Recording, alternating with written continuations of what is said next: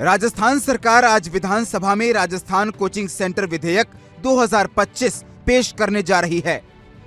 इस बिल के आने से पहले ही राज्य भर के कोचिंग संस्थानों में हलचल तेज हो गई है। खास तौर पर कोटा, जयपुर और सीकर के कोचिंग सेंटर्स इस बिल के कुछ प्रावधानों को लेकर नाखुश हैं। खास तौर पर 16 साल से कम उम्र के छात्रों के प्रवेश पर रोक और अनिवार्य एप्टीट्यूड टेस्ट जैसे नियमों को लेकर संचालकों को डर है कि इससे नामांकन में भारी गिरावट आएगी और उनका कारोबार प्रभावित होगा।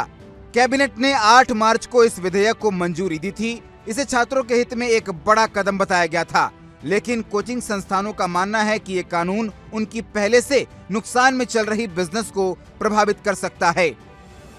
दरअसल केंद्र सरकार के निर्देश के कारण 16 साल से कम उम्र के छात्रों के प्रवेश पर रोक लगाई गई थी, जिससे कोटा में छात्रों की संख्या 30% घट गई। ये करीब 40,000 छात्रों का नुकसान है, जिसका सीधा असर कोचिंग सेंटर्स, हॉस्टल्स और स्थानीय व्यापार पर पड़ा है। अगर ये प्रतिबंध जारी रहा तो कोचिंग इंडस्ट्री को भारी नुकसान होगा।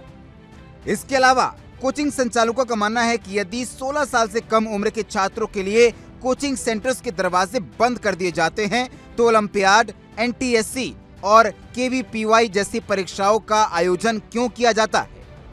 इस विधेयक में कोचिंग संस्थानों की फीस को नियंत्रित करने का भी प्रावधान है, जिससे संस्थान को नुकसान है।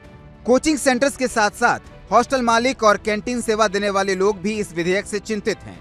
कोटा हॉस्टल्स एसोसिएशन ने उच्च शिक्षा विभाग को एक पत्र लिखकर बताया कि अगर इस विधेयक में संशोधन नहीं हुआ तो कोटा में रियल एस्टेट पर संकट खड़ा हो सकता है।